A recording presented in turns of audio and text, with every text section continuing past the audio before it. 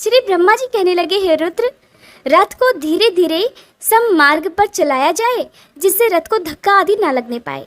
फिर मार्ग की शुद्धि के लिए प्रथम प्रतिहार और दंड नायक उस मार्ग में जाएं। पिंगल, रक्षक, द्वारक, दिंडी तथा लेखक ये भी रथ के साथ साथ चलें। इतनी सतर्कता और कुशलता से रथ को ले जाया जाए कि रथ का कोई भी अंग भंग ना हो। रथ का ईशा दंड टूटने पर ब्राह्मणों को, अक्ष टूटने पर क्षत्रियों को, तुला टूटने पर वैश्यों को, शैया के टूटने पर शूद्रों को भय होता है और पाप लगता है। युग के भंग से अनावृष्टि, पीठ के भंग से प्रजा को भय, रथ का चक्र टूटने से शत्रु सेना का आगमन, ध्वजा के गिरने से राजभंग तथा प्रतिमा खंडित होने से राजा की मृत्यु होती है। छत के टूटने पर युवराज की मृत्यु होती है। इनमें से किसी भी प्रकार का उत्पात होने पर उसकी शांति अवश्य करानी चाहिए तथा ब्राह्मणों को भोजन और दान देना चाहिए तथा विधि पूर्वक गृह शांति करानी चाहिए। रथ के ईशान कोण में वेदी अथवा कुंड बनाकर घी और समिधाओं से देवता तथा ग्रहों की प्रसन्नता के लिए हवन करना चाहिए और इन नाम मंत्रों से आहुति देनी चाहिए। ओम अग्ने स्वाहा, ओम सोमाय स्वाहा, ओम प्रजापते स्वाहा और इत्यादि। यानी कि इसके अलावा भी बहुत सारे मंत्र हैं जो कि आप पुजारी जी से पूछकर कर सकते हैं। फिर शांति और कल्याण के लिए प्रार्थना करनी चाहिए। अपनी जन्म राशि से दुष्ट स्थान में स्थित ग्रहों की प्रसन्नता और शांति के लिए ग्रह समिधाओं से हवन करना चाहिए। ये समिधाएं प्रादेश मात्र लंबी होनी चाहिए। सूर्य के लिए अर्क की, चंद्रमा के लिए पलाश की, मंगल के लिए खदिर की, बुध के लिए अपामार्ग की, बृहस्पति के लिए पीपल की, शुक्र के लिए गूलर की, शनि के लिए शमी की, राहु के लिए दूर्वा की और केतु के लिए कुशा की समिधा ही हवन के लिए प्रयोग करना चाहिए। उत्तम गौ, शंख, लाल बैल, स्वर्ण वस्त्र, युगल, श्वेत अश्व, काली गौ, लोहपात्र और छाग ये क्रमशः 9 ग्रहों की दक्षिणा है। गुड़ और भात, घी मिश्रित खीर, हविष्यात्र, शिरात्र, दही भात, घी, तिल और उड़द के बने पकवान, गूदों वाला फल, चित्रवर्ण का भात और कांजी ये क्रमशः 9 ग्रहों के भोजन हैं। जैसे शरीर में कवच पहन लेने से बाण नहीं लगते, ठीक वैसे ही ग्रहों की शांति करने से किसी प्रकार का उत्पात नहीं होता। अहिंसक, जितेंद्रिय, नियम में स्थित और न्याय से धनार्जन करने वाले पुरुषों पर ग्रहों का सदा अनुग्रह बना रहता है। यश, धन, संतान की प्राप्ति के लिए, अनावृष्टि होने पर आरोग्य प्राप्ति के लिए तथा सभी उपद्रवों की शांति के लिए ग्रहों की सदा पूजा करनी चाहिए।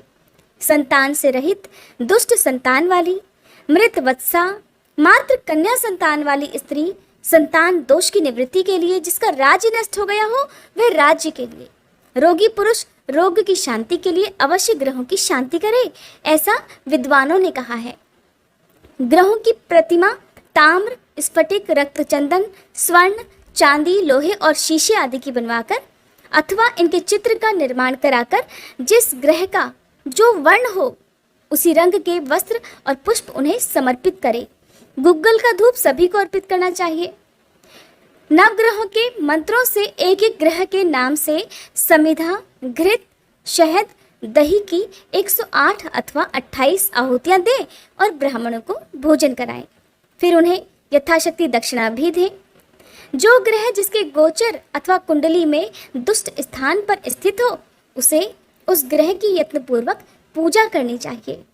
महादेव, मैंने इन ग्रहों को ऐसा वर दिया है कि लोगों द्वारा तुम सब पूजित हो। राजाओं का उत्थान और पतन तथा मनुष्यों का उदय और संपत्तियों का नाश ग्रहों के अधीन है, इसलिए ग्रह शांति अवश्य करनी चाहिए।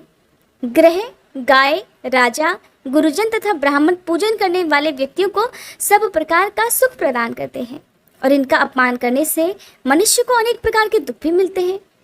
यज्ञ करने वाले सत्यवादी, जप, होम, उपवास आदि में तत्पर धर्मात्मा पुरुषों की सभी बाधाएं शांत हो जाती हैं।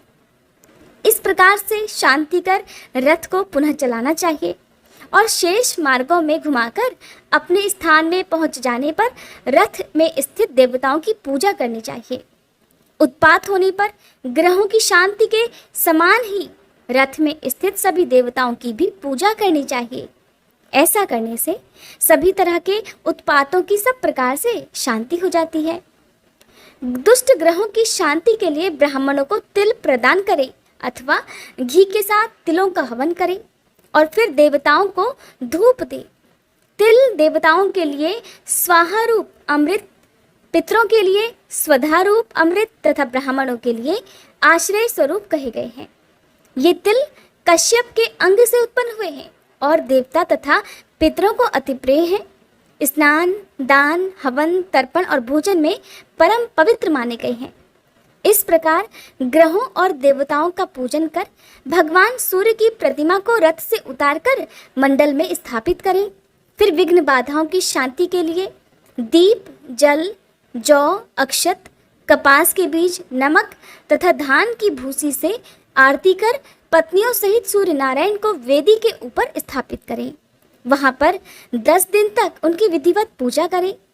10 दिन तक होने वाली यह पूजा 10 शाही का पूजा कहलाती है। इस प्रकार पूजन कर फिर भगवान सूर्य नारायण को पूर्व स्थान पर स्थापित करना चाहिए। आज का अध्याय समाप्त हुआ। अगले अध्याय में आप जानेंगे सूर्य नारायण की रथ यात्रा का क्या फल प्राप्त होता है।